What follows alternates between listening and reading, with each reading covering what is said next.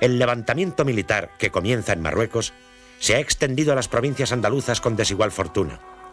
Martínez Barrio intenta convencer a Mola para que detenga la rebelión. Mola se muestra inflexible. Desanimado, Martínez Barrio renuncia ante Azaña, quien encuentra en José Giral el hombre de su confianza que asume la crucial responsabilidad de formar gobierno. El nuevo gabinete, monocolor, estrictamente republicano, aprueba las entregas de armas que se han producido durante la mañana del 19 y ordena formalmente que se intensifiquen. Armar al pueblo ha sido la petición unánime de los partidos y sindicatos obreros. Armarlo es también un reconocimiento de que la rebelión está privando al gobierno de los recursos coactivos del Estado. Casares Quiroga y Martínez Barrio se habían opuesto a tal medida por temor a crear una situación irreversible. Pero en la opinión de los militares leales y del nuevo presidente del gobierno, dar las armas es la última posibilidad de salvar la legalidad constitucional, aunque ello entrañe el riesgo de abrir las puertas al protagonismo de las masas y a los desmanes revolucionarios que no tardarán en desatarse en la zona republicana. Los oficiales de la Marina de Guerra son partidarios del alzamiento y están al corriente de sus preparativos. Pero un radiotelegrafista de la Armada, el auxiliar Benjamín Balboa, va a impedir que la Marina se sume a la sublevación. Estando de servicio el 18 de julio en el Centro de Comunicaciones Navales de Madrid, capta el primer saludo de Franco al Ejército de África. El mensaje solicita retransmisión a través de la vía oficial a los diversos mandos militares peninsulares. Balboa da cuenta de ello a las autoridades del ministerio, impide que el mensaje de Franco se retransmita y detiene al oficial que intenta hacerlo. Entra en contacto con los radiotelegrafistas de la escuadra, en general adictos a la República, y consigue que la mayoría de los barcos y de las bases navales se mantengan en contacto permanente con el gobierno y obedezcan sus instrucciones. Balboa y sus compañeros evitan que la rebelión militar incline las unidades navales en contra de la República. Frente a Melilla están concentrados en la mañana del 18 de julio los destructores Sánchez Barcaiztegui, Lepanto y Almirante Valdés. Captan la proclama de Franco incitando a la rebelión y asimismo la orden de Madrid de abrir fuego sobre los centros militares de la ciudad. No cumplen ninguna de las dos.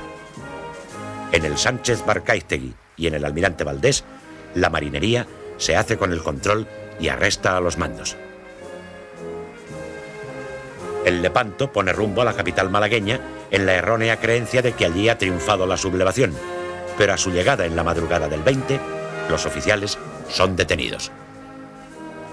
En el destructor Churruca, que ha trasladado a Cádiz el 19 un contingente de tropas rebeldes africanas, la marinería se opone a los sublevados. La oficialidad es arrestada y el buque toma rumbo a Málaga.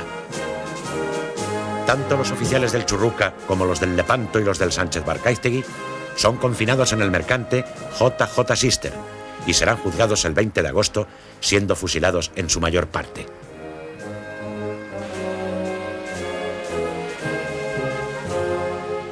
La flotilla de submarinos, desplegada en la costa de África y la península, vigilan especialmente la zona del Estrecho y de Melilla. Su jefe procura, mientras mantiene el mando, que los sublevados conozcan en todo momento la posición de los sumergibles hasta que los amotinamientos ocurridos a partir del día 20 desembocan en la detención de la oficialidad.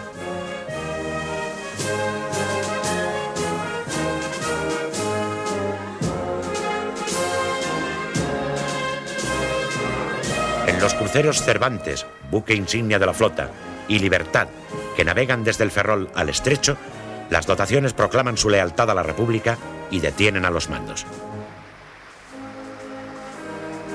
El comandante del acorazado Jaime I, Joaquín García García del Valle, alberga el propósito de entrar en Ceuta para embarcar tropas de la Legión y trasladarlas a la península. Pero el día 20, a la altura del Cabo Mondego, la marinería se amotina adueñándose del buque. En el choque mueren 2 oficiales y son heridos varios más.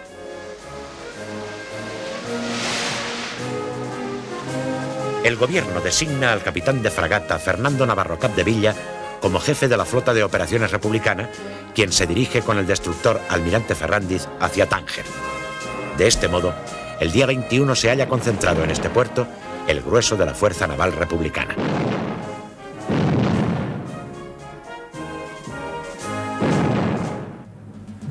Las contrariedades que sufren los rebeldes en la flota son compensadas por los éxitos del general Mola en Navarra.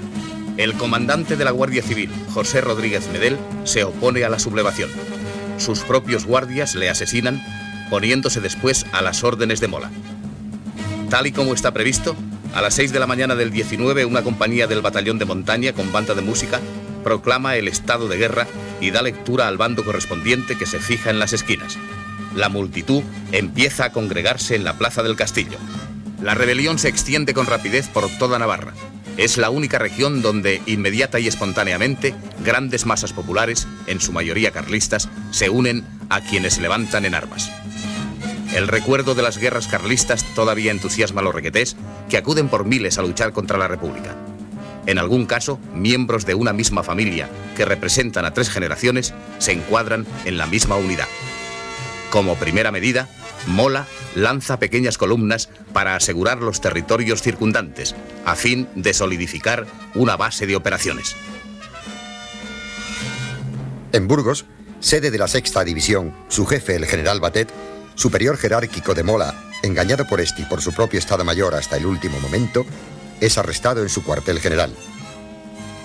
Acto seguido, los rebeldes proclaman el estado de guerra. El general Batet, que había sido laureado por haber reprimido la sublevación de 1934 en Barcelona, será condenado a muerte y fusilado meses más tarde, cuando ya ha remitido el apasionamiento de los primeros momentos. De las capitales de provincia que abarca la 6ª División, se incorporan a los insurrectos Logroño, Palencia y Vitoria. Las noticias de la sublevación en Marruecos llegan a la 5ª División en Zaragoza, que manda el general Miguel Cabanellas a primera hora del 18 de julio. Las tropas son acuarteladas en espera del momento de la rebelión, fijado para las 5 de la mañana del día siguiente. El todavía presidente del gobierno, Casares Quiroga, envía a Zaragoza al general Núñez de Prado, prestigioso soldado, amigo personal de Cabanellas y jefe de la aeronáutica militar, a fin de que sostenga la fidelidad republicana del jefe de la 5ª División. No logra su objetivo. Al llegar, es arrestado. Se le confina en distintas dependencias y días más tarde es asesinado. Cabanellas se adelanta a la hora de la sublevación. A las 11 de la noche del 18, varias baterías ocupan los puntos estratégicos de la ciudad. Se detiene inmediatamente a casi 400 sindicalistas y dirigentes del Frente Popular, lo que desarticula toda posibilidad de resistencia. El triunfo de la sublevación en Zaragoza es una dura pérdida para la CNT, que tiene en la capital aragonesa uno de sus núcleos más fuertes. En las primeras horas de la madrugada del 19, y con el ritual de costumbre, se declara el estado de guerra y se ocupan los centros oficiales. Escasos civiles se suman al pronunciamiento. El 20 de julio, la huelga general paraliza la ciudad, que vive sumida en la incertidumbre.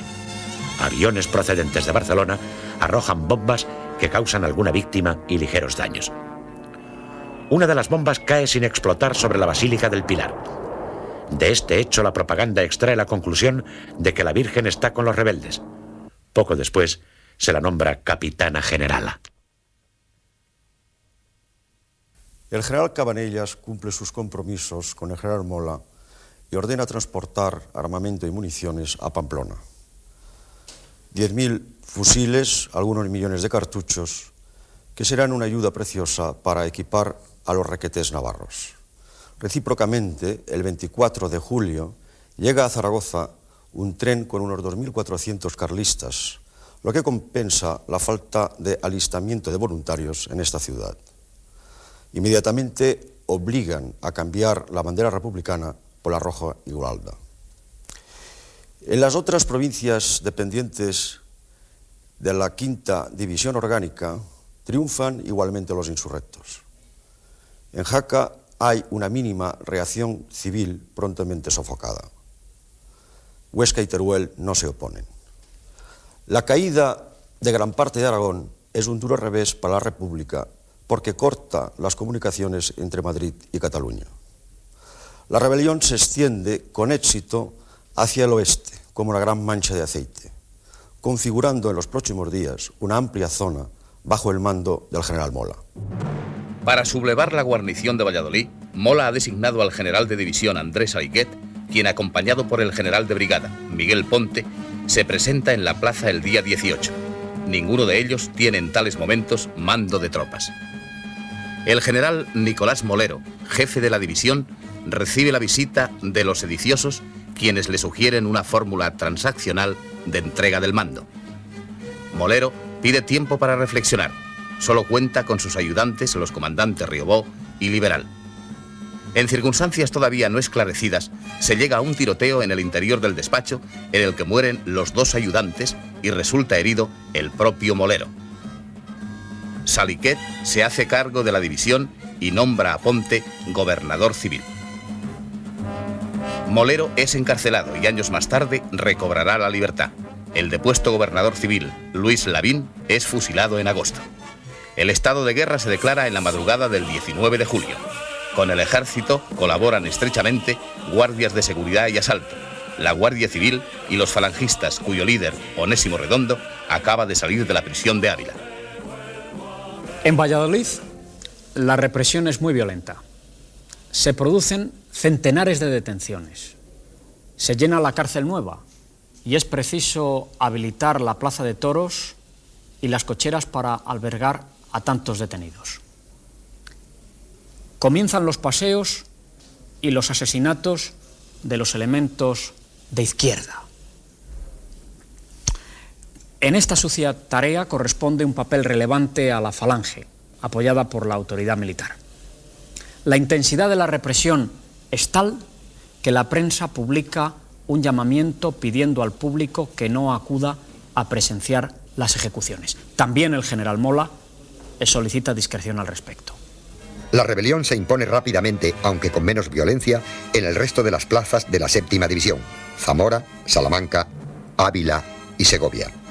Consecuencia de la sublevación es el triunfo del alzamiento en Cáceres, que pone en manos de Mola una zona limítrofe con Portugal y ofrecerá más adelante la posibilidad de enlace del Ejército del Norte con las tropas rebeldes que suban desde Sevilla. El alzamiento triunfa completamente en Galicia. Ello trae consigo 2 importantes consecuencias para el consolidamiento de los sublevados. En primer término, el control de una comarca muy rica en recursos económicos y demográficos. En segundo lugar, el control de toda la fachada occidental del país, desde Huelva hasta Lugo, sin solución de continuidad. En el plano militar, estratégicamente hablando, el dominio de la importante base del Ferrol, donde se están construyendo precisamente algunas unidades militares, tiene también una gran trascendencia para la causa sublevada. Hasta el 21 de julio, los mandos de esta importante base naval permanecen a la expectativa hasta el tener noticias fidedignas de lo acaecido en el norte de África. El día 21, la sublevación de la Guardia Civil hace entrar la situación por derroteros imprevisibles. El jefe del arsenal contraalmirante Antonio Azarola, católico acendrado, cuya actitud ha sido pasiva, es juzgado en Consejo de Guerra y condenado a muerte. En La Coruña, como en muchas otras capitales, la rebelión se inicia con la bandera tricolor, el himno de Riego y el grito de ¡Viva la República! El alcalde desaconseja armar al pueblo. El gobernador civil resiste en el edificio del gobierno con varios mandos de la Guardia de Asalto, pero la unión de la Guardia Civil a los rebeldes empeora la situación. La falange local, armada rápidamente y encabezada por el dirigente santanderino Manuel Edilla, resulta de gran ayuda al ejército para acabar con la escasa resistencia. El gobernador, Pérez Carballo, y muchas otras personas que no se unieron a la rebelión son fusilados poco más tarde en Punta Herminia. En Pontevedra, el ejército se mantiene al principio en calma, pero la adhesión de la Guardia Civil a la insurrección decide el triunfo de esta tras una tímida resistencia civil. En Vigo, es una unidad de infantería la que proclama el estado de guerra y responde con fuego a quienes insultan al oficial que la manda. En las afueras de la ciudad aparecen pequeños conatos de resistencia brutalmente reprimidos. Incluso los civiles que se rinden son pasados por las armas. En Orense, el cambio de situación política se desarrolla sin dificultades, al igual que en Santiago de Compostela, donde las autoridades civiles hacen una oposición puramente simbólica. La represión será especialmente severa en Galicia. A pesar de que 3 de ellos solamente han tenido una actitud pasiva, sus 4 gobernadores civiles serán fusilados. Se calcula que hasta fines de diciembre de 1936 el número de represaliados alcanza la cifra de 2.500. Especialmente trágico y doloroso será el caso de doña Juana Capdevila, esposa del gobernador civil de La Coruña. Es acusada, a pesar de encontrarse en estado de buena esperanza, de haberse levantado en armas contra la rebelión, y es asesinada en una cuneta, acribillada a balazos. No es de extrañar que ante estos acontecimientos un gran número de partidarios de la República huyan a las zonas montuosas y allí configuren unas guerrillas que mantendrán una gran y heroica resistencia. La rápida propagación del golpe militar fracasa en Asturias, salvo en Oviedo y Gijón, las 2 únicas ciudades con tropas. El gobernador militar de Oviedo y jefe de la guarnición es el coronel Antonio Aranda, hombre de reconocidas simpatías republicanas. Al llegar las noticias de la sublevación del protectorado, Aranda se reúne con el gobernador civil y con los diputados socialistas Ramón González Peña y Belarmino Tomás. Les convence fácilmente de su lealtad al gobierno. Sugiere que se envíen columnas de mineros para aplastar a los rebeldes en otras ciudades, dado que en Asturias no hay peligro alguno. 2.500 mineros con 200 mosquetones salen de Oviedo por ferrocarril y carretera hacia el sur, con ánimo de llegar a Madrid. Todo ha sido una añagaza para alejar de Oviedo a una potente y bien fogueada fuerza obrera. El 20 de julio, cuando han marchado los mineros, Aranda proclama el estado de guerra a los acordes del himno de Riego. Se ocupa la emisora de radio. Los guardias civiles vencen la resistencia de los de asalto. En la cuenca minera se produce, mientras tanto, una movilización general. Cerca de 3.000 hombres marchan sobre Oviedo totalmente controlada por Aranda. No logran penetrar. La capital quedará aislada en zona republicana hasta que en octubre tropas procedentes de Galicia consiguen abrir un corredor de comunicación. En Gijón, el coronel Antonio Pinilla, jefe del regimiento de infantería, se une a la sublevación cuando conoce el éxito de Aranda en Oviedo. Pero muchos soldados desertan y Pinilla, al ver reducida su fuerza, debe replegarse. La falta de apoyo popular al golpe es evidente en Gijón. La multitud cerca los cuarteles de infantería y zapadores, distantes entre sí unos 300 metros. Los rebeldes aguantarán el asedio varias semanas. El resto del territorio asturiano permanece leal a la República. El fracaso parcial de los insurrectos en Asturias, donde Aranda puede sostenerse en Oviedo, se convierte en un revés total en Vizcaya y Guipúzcoa, que quedan a favor de la República. También una parte de Álava permanece fiel a la legalidad, aunque la capital es rápidamente controlada por los sublevados. En Vizcaya, gran parte de la oficialidad de la guarnición de Bilbao, empeñada en el golpe militar, no hace honor a su compromiso cuando llega el momento indicado. La Guardia Civil y la de asalto dominan rápidamente todo intento subversivo. Los jefes y oficiales considerados desafectos a la República son detenidos y los más destacados de entre ellos pasados por las armas. El gobernador civil José Echeverría autoriza la formación de milicias armadas y desde la presidencia del Comité del Frente Popular se hace cargo de la situación.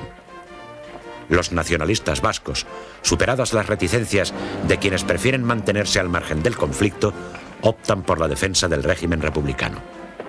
Esperan obtener el Estatuto de Autonomía, a punto de ser aprobado por las Cortes. Lo conseguirán en octubre. Esta decisión tiene trascendencia para el futuro, ya que hace posible la apertura del Frente del Norte con la consiguiente prolongación de la guerra. En San Sebastián, el comandante militar coronel León Carrasco ordena el 18 de julio el acuartelamiento de las tropas y se mantiene a la expectativa sin decidirse claramente. Se sublevan las fuerzas acuarteladas en Loyola y algunos elementos de la Guardia Civil. De los cuarteles de Loyola sale una columna que no llega a penetrar en la ciudad, ya que milicianos procedentes de Éibar se han anticipado, tomando el Gran Casino y la comandancia militar. Los rebeldes son pronto sitiados. La aviación gubernamental bombardea el cuartel del que los soldados desertan continuamente. Y los sublevados se rinden el 28. En Santander la situación está indecisa hasta el día 25. Pero finalmente, sin disparar un solo tiro, la ciudad queda en poder de las fuerzas leales. El norte de España está en poder de la República. Es una franja que se inicia en Gijón, pasa por Santander y continúa por Bilbao hasta la frontera con Francia en Irún. El relativo fracaso de los sublevados en el norte de España se ve compensado por el triunfo en otras regiones. El caso de Baleares es particularmente interesante. El 18 de julio por la mañana llegan a las islas las noticias del alzamiento en Marruecos. El gobernador civil, el escritor Antonio Espina, se pone al habla con el general Godet, comandante general de las Baleares, para preguntarle si el gobierno de la República puede contar con su adhesión. Godet le da palabra de honor de que se mantendrá en favor de la legalidad. Pero en la mañana del día 19 publica un bando que declara el estado de guerra en todas las Baleares y destituye a las autoridades civiles. Horas más tarde, acompañado de su hijo, emprende vuelo en uno de los hidroaviones llegados poco antes para trasladarlo a Barcelona. La orden de huelga general no llega a movilizar a los mallorquines partidarios en diversos pueblos de la legalidad republicana. Sin embargo, el día 20 hay conatos de resistencia, a veces secundados por carabineros, que sofocan rápidamente al ejército. La oposición más importante es la de las fuerzas de la base de Hidros de Pollensa, que pronto será dominada. En Menorca, el día 20, los intentos de rebelión se encuentran con la oposición de los suboficiales apoyados por la tropa. Toman el mando de la isla un brigada de infantería y un auxiliar de marina. Menorca permanece fiel a la legalidad republicana hasta el final de la guerra. En las islas de Ibiza y Formentera, donde solo hay pequeños destacamentos, el alzamiento triunfa inmediatamente. Los sublevados controlan con facilidad las Baleares, con excepción de Menorca. En Mallorca, la isla mayor, comienza la represión inmediatamente y en ella toman parte activa los falangistas.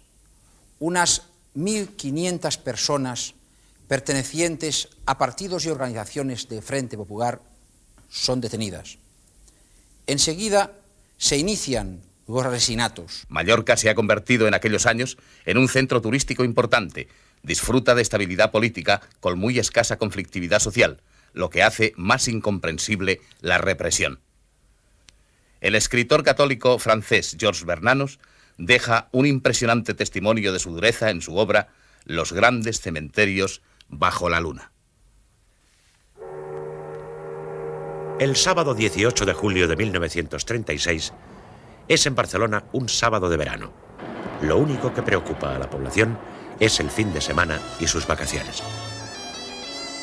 A Barcelona están llegando desde hace días atletas procedentes de toda España y del extranjero para participar en la Olimpiada Popular, manifestación deportiva subvencionada por el Gobierno de la República y la Generalitat, que tendrá como escenario el Estadio de Montjuïc. Esta Olimpiada quiere ser una réplica de los antifascistas del mundo entero a los Juegos Olímpicos que van a celebrarse en Berlín y que el régimen nazi quiere aprovechar como carta propagandística. Se calcula que participarán en la competición 4.000 atletas. La ciudad se dispone a celebrar al día siguiente la inauguración de la Olimpiada Popular por el presidente Lluís Companys. En las jornadas anteriores han circulado noticias inquietantes sobre un posible pronunciamiento castrense que el presidente de la Generalitat ha desmentido. A la vez, se hace pública la clausura de centros y detención de elementos antirrepublicanos.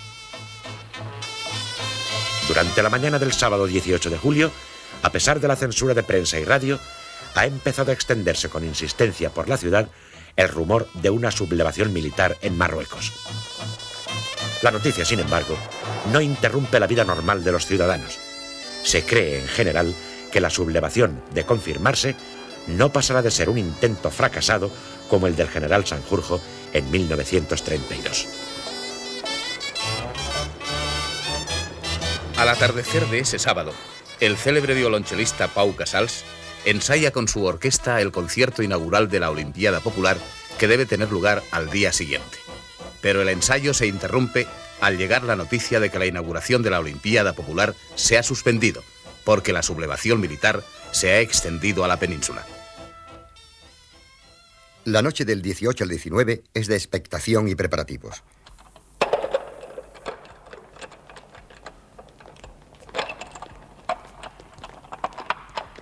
A los cuarteles de la ciudad van acudiendo elementos civiles comprometidos en la sublevación.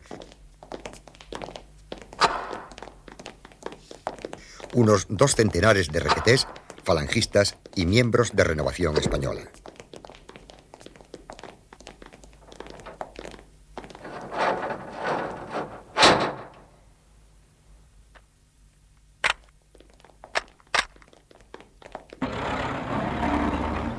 El comisario general de Orden Público, capitán Escofet, y su colaborador, el comandante Warner, ponen en marcha el plan previsto para dominar la sublevación que se espera.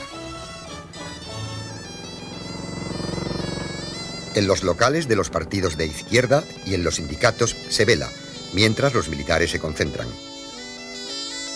El gobierno de la Generalitat se ha negado hasta aquel momento a repartir armas al pueblo, porque confía en la lealtad de las fuerzas del orden público. Los anarquistas, sin embargo, se han apoderado de algún armamento procedente de barcos mercantes y armerías de la ciudad. Al despuntar el domingo 19, las tropas sublevadas, reforzadas con algunos elementos civiles, empiezan a salir de los cuarteles de forma escalonada.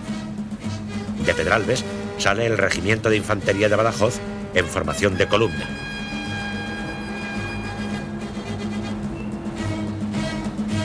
En el cuartel de artillería de Sant Andreu, los elementos civiles concentrados pertenecientes al requeté se han negado a salir a la calle porque el alzamiento se ha hecho al grito de ¡Viva la República!, dado por el capitán Reylen. Quedan en el cuartel para asegurar su defensa. Escofet es informado inmediatamente y pone en marcha su estrategia. Las fuerzas de asalto y de seguridad ocupan los lugares claves de la ciudad. La CNT hace sonar las sirenas de las fábricas y del puerto. Su sonido alerta a los militantes y a toda la ciudad. La sublevación ha empezado en Barcelona.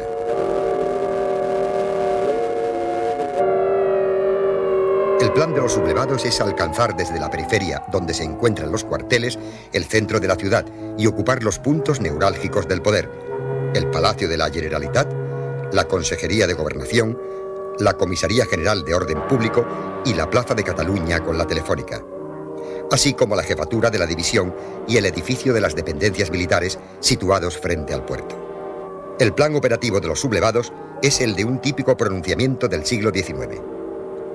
Los insurrectos cometen errores notables. Por ejemplo, no intentan tomar las 2 emisoras de radio situadas a pocos metros de la Plaza de Cataluña. Ambas emisoras, en poder siempre del gobierno de la Generalitat, serán un instrumento importantísimo para la movilización popular, y las noticias radiadas desde ellas son un factor de desmoralización para los sublevados, no solo de Cataluña, sino de gran parte de España. El presidente Companys, para no encontrarse aislado en el Palacio de la Generalitat, se traslada a la Comisaría General de Orden Público, donde está el puesto de mando del capitán Escofet. Las columnas de los sublevados, a medida que avanzan por las calles, sufren bajas a causa del tiroteo constante que reciben desde las esquinas y azoteas, donde se han apostado fuerzas de orden público y elementos civiles. Se ven obligados a detenerse cuando chocan con el grueso de las fuerzas de asalto y seguridad que Escofet ha apostado en sus itinerarios.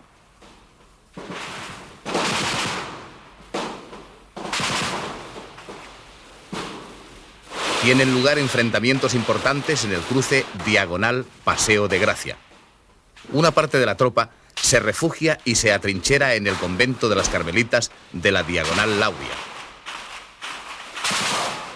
Otra parte intenta marchar hacia la Comisaría General de Orden Público en Vía Layetana, pero es disgregada cerca del Hotel Rich, donde algunos sublevados se hacen fuertes. La acción de las fuerzas leales es apoyada por los voluntarios civiles, que se incorporan armados o que van equipándose con las armas tomadas a los rebeldes. Entretanto, las fuerzas de artillería del cuartel de los Docks, que con algunas piezas y ametralladoras avanzan por la avenida Icaria, se ven detenidas por las fuerzas leales parapetadas en los edificios circundantes, y en especial tras una enorme barricada de bobinas de papel construida por los portuarios. El fuego de los guardias de asalto y de numerosos paisanos voluntarios se ceba en los sublevados y derriba a las caballerías que transportan los cañones. El capitán López Varela, uno de los puntales de la rebelión, cae herido. Los guardias de asalto y trabajadores que les apoyan se apoderan de los cañones de la primera batería. El pueblo arrastra en triunfo las piezas por las calles hasta el cuartel de la Guardia de Asalto de la Barceloneta. Esta acción se convierte enseguida en un hecho mítico. En el paralelo, los rebeldes ocupan el local del sindicato de la madera cenetista. Los obreros luchan por recuperarlo y una parte de la tropa cae prisionera. Fuerzas de a pie y a caballo, acompañadas de elementos civiles, llegan a la plaza de la Universidad, que ocupan tras vencer la resistencia de las fuerzas leales y populares. Hacen varios prisioneros, entre ellos el conocido líder sindicalista Ángel Pestaña y Jaime Miravilles. Otros rebeldes toman la plaza de Cataluña. Se hacen fuertes en los edificios del Hotel Colón y el casino militar allí situados. En el centro de la plaza montan algunas armas pesadas para batir la telefónica, pero solo consiguen ocupar la planta baja. Desde las plantas superiores y vías cercanas, como la Rambla, las fuerzas leales continúan hostigando a los sublevados. El comandante López Amor, jefe real de la sublevación, cae prisionero.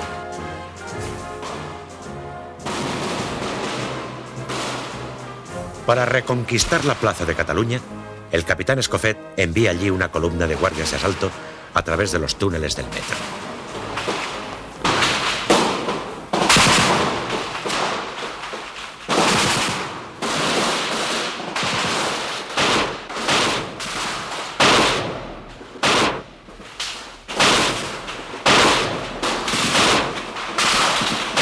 Su aparición sorprende a los sublevados y les obliga a replegarse.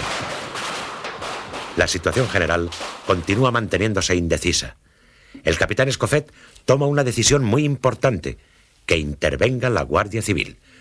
Una columna de unos 400 guardias civiles, reforzada por unos 80 soldados de intendencia al mando del coronel Antonio Escobar, sube por la vía Layetana.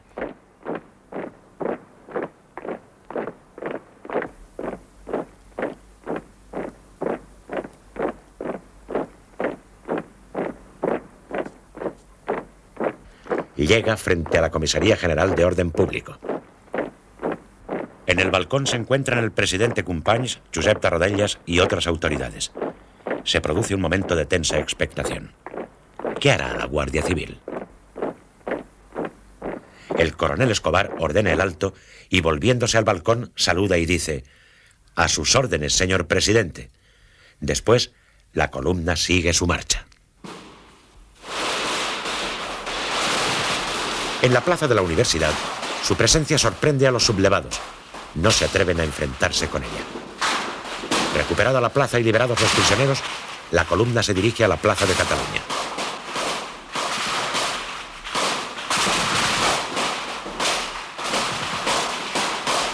Su llegada desconcierta a los sublevados, que pierden el centro de la plaza y resisten en el Hotel Colón y en el casino militar.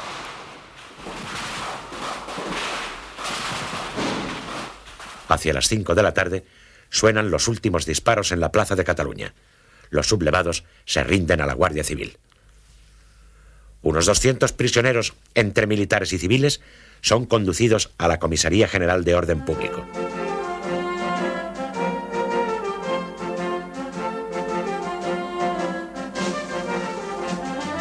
Recuperada la plaza de Cataluña, fuerzas de asalto y civiles armados, con uno de los cañones conquistados, atacan a los sublevados que se han hecho fuertes en el Hotel Ritz.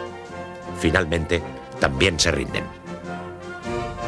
En medio del caos y desconcierto de la jornada, un audaz fotógrafo sale a la calle y, arriesgando su vida, acompaña a las fuerzas leales, captando con su cámara instantáneas que darán la vuelta al mundo. Agustín Centelles. Mientras tanto, en el aeródromo del Prat del Llobregat, el jefe de la base de la aviación militar, teniente coronel Felipe Díaz Sandino, y el capitán Alberto Bayo han conseguido imponerse a los oficiales partidarios de la sublevación. Los 4 aparatos Breguet, en condiciones de vuelo, se ponen a disposición del gobierno. Atacan a los sublevados del cuartel de artillería de los Docks y del parque de artillería de la barriada de Sant Andreu del Palomar. Lanzan octavillas informando que los soldados quedan licenciados y sus jefes destituidos. La acción de los aviones, más que sus efectos materiales, es importante por la desmoralización que produce entre los insurrectos al comprobar que el alzamiento no es secundado por todas las fuerzas del ejército. Además, la aparición en el cielo de Barcelona de la aviación da ánimos a quienes combaten a los sublevados.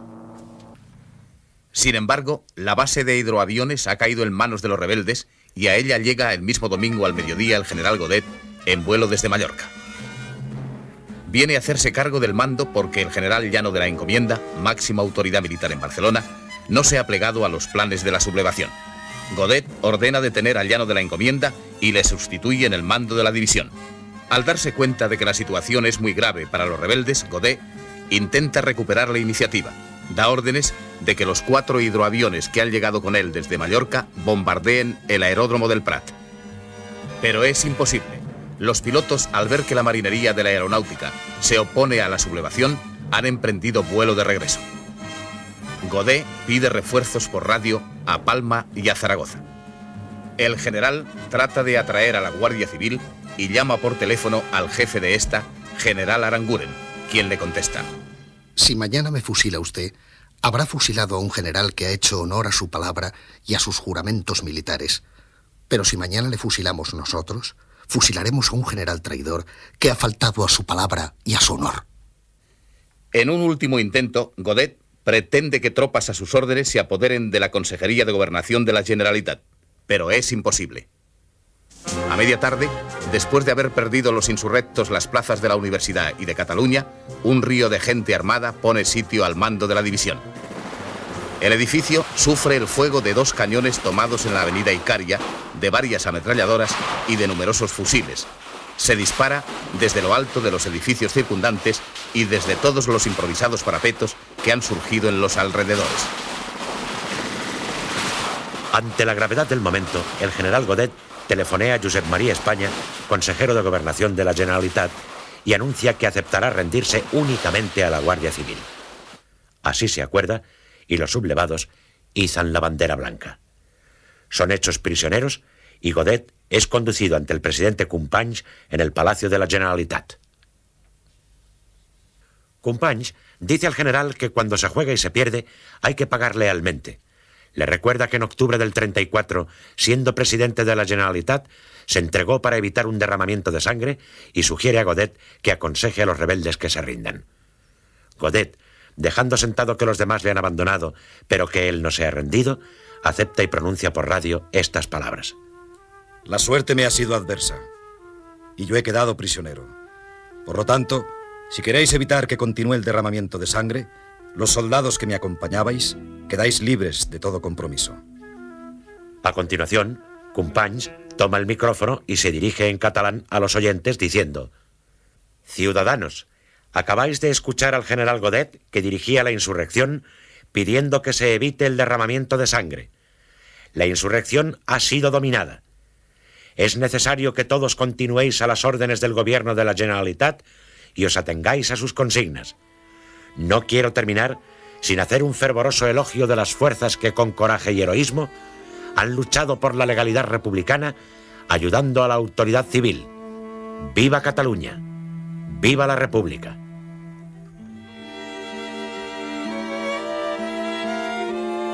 A continuación, el general Godet y sus acompañantes son trasladados al barco Uruguay, convertido en prisión.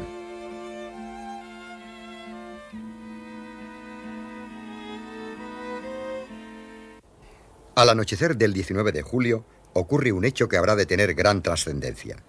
Al ver fracasar la insurrección, las fuerzas militares y civiles que defendían los cuarteles y la amaestranza de la barriada de Sant Andreu de Palomar los abandonan. Una gran multitud se apodera de 30.000 fusiles y el restante armamento depositado en el parque. Casi todo este material cae en manos de la CNT, de la FAI y de numerosos incontrolados, quienes contarán así con un equipo superior al de las fuerzas de orden público de la Generalitat. Al terminar el día, la sublevación en Barcelona puede darse por vencida, a pesar de algunos focos de resistencia. En el resto de Cataluña, las guarniciones rebeldes deponen su actitud y van rindiéndose progresivamente. Al amanecer del lunes 20, solo resisten en Barcelona 3 reductos. Las dependencias militares, el antiguo cuartel de las Atarazanas y el convento de los Carmelitas, donde se ha hecho fuerte la víspera un grupo de oficiales y soldados. Las tropas gubernamentales y los civiles armados mantienen el cerco. Aislados y hostigados continuamente, los sublevados en dependencias militares no tardan en rendirse. Las fuerzas de orden público se hacen cargo de los prisioneros. Entre los cadáveres se encuentra el del capitán Ramón Mola, hermano del general. Se ha suicidado. El cuartel de Atarazanas, cañoneado y bombardeado por la aviación, resiste heroicamente durante varias horas.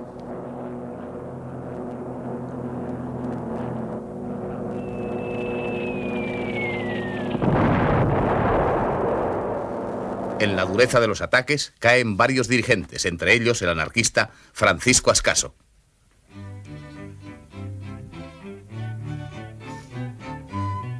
El teniente José María de Colubi, alma de la resistencia, pide rendirse a condición de hacerlo a las unidades de orden público.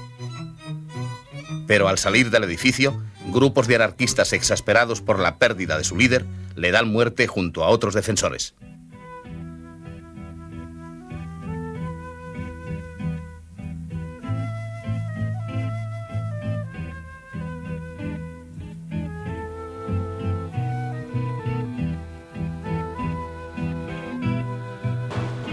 Quienes resisten en los Carmelitas en la mañana del día 20 parlamentan con los sitiadores y exigen entregarse a la Guardia Civil. La Consejería de Gobernación acepta sus condiciones. Mientras los sitiados esperan la llegada de la Guardia Civil, continúa el tiroteo con los asaltantes. Las bajas que sufren los exasperan. Por fin, acude una compañía de guardias civiles al mando del coronel Escobar, ante quien se efectúa la rendición. Pero al salir los prisioneros, una parte de la multitud avanza impetuosamente, arrolla a los guardias civiles y asesina a numerosos oficiales y religiosos. Desde el mismo día 19, se ha organizado un servicio de auxilios sanitarios de urgencia para atender a los heridos en combate. Se convierten en hospitales de sangre todos los edificios susceptibles de cumplir esta misión.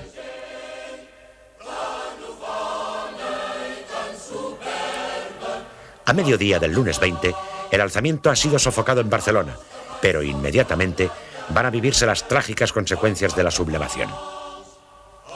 Las masas armadas se han hecho dueñas de la calle y representan el verdadero poder, mientras que el gobierno de la Generalitat carece de capacidad coactiva para imponerse.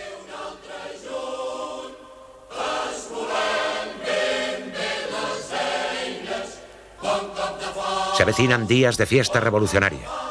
Coches llenos de pintadas, rebosantes de rostros eufóricos con gorro miliciano y cañones de fusil que asoman por las ventanillas. Barcelona estalla en un mar de banderas rojinegras que se abren como flores calientes de verano.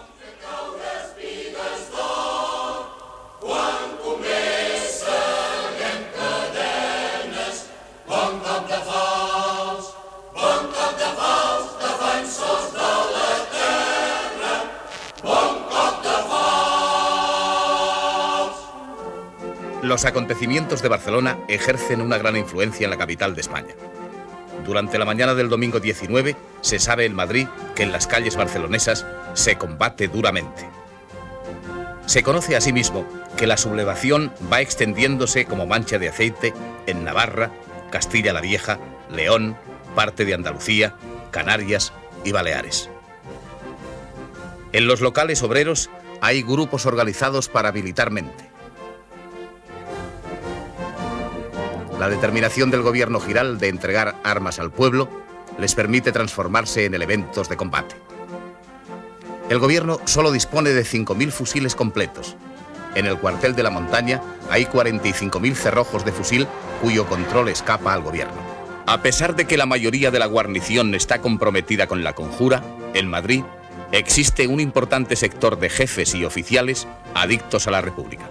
Entre los mandos más fieles y decididos figuran el general Pozas, nuevo ministro de la Gobernación, que pugna por mantener la disciplina de la Guardia Civil, y un grupo de aviadores, entre los que se encuentra Ignacio Hidalgo de Cisneros, que ya llevan varios días organizándose para que los futuros rebeldes no se apoderen de ningún avión. Los aeródromos de Cuatro Vientos y Getafe quedan a las órdenes del gobierno. Según lo previsto por Mola, el general Rafael Villegas, disponible forzoso en Madrid, debía tomar el mando de la primera división orgánica. Sin embargo, el general Villegas se muestra indeciso. Es el general Joaquín Fanjul quien se pone al frente de la insurrección en Madrid, confiando al general Miguel García de la Herrán la misión de sublevar las unidades de Carabanchel. En la misma tarde del día 19, el general Fanjul entra en el cuartel de la montaña y se hace cargo del mando. A lo largo del día se han ido concentrando en él militares retirados o sin destino, falangistas y monárquicos. Fanjul, rodeado de una oficialidad entusiasta, inicia la sublevación dictando el bando de guerra. Entre otras cosas dice: el ejército español, dispuesto a salvar a España de la ignominia y dispuesto a que no le sigan gobernando bandas de asesinos y organizaciones internacionales, toma por breve plazo la dirección política de España con el exclusivo objeto de mantener el orden público y el respeto a la propiedad y a las personas. Exhorto a los obreros a que mantengan una actitud patriótica de acatamiento, porque este movimiento tiende, en primer término, a librarnos de la dictadura de los hombres que os rigen y que os están sumiendo en la mayor miseria. Tened presente, obreros españoles, que el ejército, cuya masa sale de vuestra sangre, no os abandonará en la obra de justicia que hay que realizar. El bando concluye gritando: ¡Viva España! ¡Viva la República! ¡Viva el ejército! El general Fanjul cuenta con 150 jefes y oficiales, unos 1.400 hombres entre soldados y clases, y además los voluntarios que se le han incorporado. Sin embargo, renuncia a cualquier iniciativa y permanece en el interior del acuartelamiento. Su única acción es colocar 2 ametralladoras en la puerta. Cuando se corre por Madrid la noticia de que el cuartel de la montaña está en rebeldía, se produce una movilización espontánea de masas que se dirigen hacia él. Todos van pletóricos de entusiasmo ante las noticias de que en Barcelona se está derrotando a los sediciosos. Una muchedumbre en la que se confunden guardias civiles, soldados, paisanos y guardias de asalto, apoyados por 2 cañones, uno de los cuales llega remolcado por un camión de cerveza, tirotea las fachadas del edificio. En la noche del 19, Dolores Ibárruri habla por la radio desde el Ministerio de la Gobernación en nombre del Partido Comunista. Apela textualmente a todos los trabajadores sin excepción a que ocupen un puesto en el combate para aplastar definitivamente a los enemigos de la República y de las libertades populares. El cuartel, a más baja altura que los edificios circundantes, es dominado desde sus terrazas. Se colocan potentes altavoces por los cuales se dice a los soldados que el gobierno de la República los ha licenciado y que pueden salir y marcharse a sus casas. El entusiasmo popular en los alrededores es enorme. Un avión arroja sobre el cuartel octavillas en las que se insta a la rendición. Se hace fuego de artillería. Poco después, una bomba de aviación cae en el centro del patio. La moral de los asediados se derrumba, aunque Fanjul les dice que una columna de Mola avanza rápidamente hacia Madrid. Los sitiadores envían un emisario para intentar que los sitiados se rindan, pero el coronel Serra, que manda a la tropa, se niega. Entonces se reanuda el bombardeo y ello causa desconcierto entre los asitiados e indisciplina entre la tropa. De una ventana aparece colgada una bandera blanca y varios soldados abandonan el cuartel corriendo. Entonces los sitiadores creen que la tropa se rinde y avanzan hacia el edificio. Le reciben varias descargas cerradas y las ametralladoras, instaladas en el interior del cuartel, hacen una masacre, con lo que se excita todavía más la cólera popular. Pero después de ello aparece una nueva bandera blanca, seguida de algunas más. Avanza disciplinadamente la Guardia Civil y penetra en el recinto. Detrás se lanza la masa enardecida.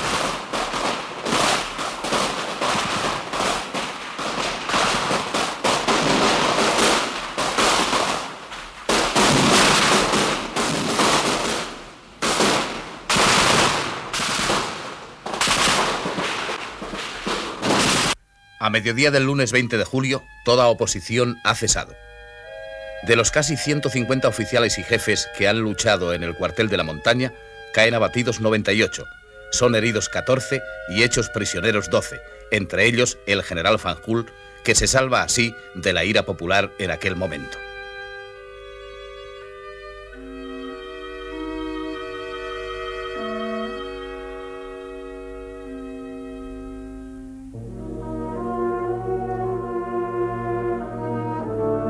El número total de los que caen víctimas de la furia popular se estima en torno a los 300. Los intentos de sublevación en otros cuarteles de Madrid fracasan. El general García de la Herrán, que ha ido a sublevar los cuarteles de campamento, resulta muerto en un confuso tiroteo. Para el fracaso de la sublevación en Madrid es decisiva la fidelidad que guardan al gobierno la Guardia Civil, el Cuerpo de Seguridad de Asalto y la aviación.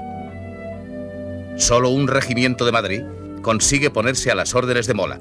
Es el Regimiento de Transmisiones del Pardo, que huye en camiones a zona rebelde. Lleva como rehén a Francisco Largo, hijo de Largo Caballero, que cumple allí su servicio militar. Después de la toma del cuartel de la Montaña, la exaltación de la multitud es enorme, convencida de que el triunfo total sobre la rebelión es ya un hecho. Fuerzas diversas compuestas por elementos de la Guardia Civil, asalto, milicias populares y paisanos desfilan en la Puerta del Sol, aclamados por la muchedumbre. Entre ovaciones, una banda de música militar interpreta el himno de Riego ante el Ministerio de la Gobernación, en cuyos balcones ondean las banderas arrebatadas a los sediciosos. Por las calles de la capital, gentes armadas pasean orgullosas entonando la Internacional. Creen que todo será cosa de unos días. El triunfo provoca una euforia poco acorde con la realidad. Todavía no se piensa que España se encuentra en el umbral de una contienda civil. Por encargo de Mola, el piloto José Antonio Ansaldo ha volado a Lisboa para llevar a Burgos al general Sanjurjo. Al presentarse al ilustre exiliado, Ansaldo se declara solemnemente a las órdenes del jefe del Estado español. El gobierno de Madrid, a través del embajador Claudio Sánchez Albornoz, protesta ante las autoridades portuguesas porque se haya permitido a un piloto rebelde utilizar un aeródromo militar en el país vecino. En consecuencia, Ansaldo ha de trasladar su avioneta a un pequeño campo de aterrizaje en Mariñas. Se fija la fecha del 20 de julio para emprender el viaje a España. Cuando despega la avioneta, no consigue elevarse. Roza las copas de los pinos que rodean el aeródromo, capota y se incendia.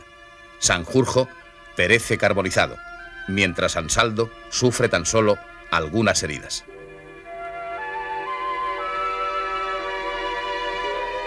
La súbita muerte del general consterna al círculo de conspiradores refugiados en Portugal, y su entierro es una manifestación de profundo duelo. Al desaparecer Sanjurjo, el alzamiento pierde al jefe designado para encabezarlo, y es además un duro golpe para los carlistas. La plana mayor de la conspiración antirrepublicana se ve considerablemente mermada en el mes de julio.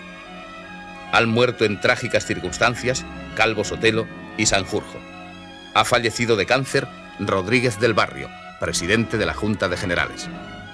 Godet, Fanjul y José Antonio Primo de Rivera están detenidos y serán posteriormente ejecutados. Quedan como cabezas visibles de la rebelión en marcha Cabanellas, Queipo de Llano, Franco y Mola.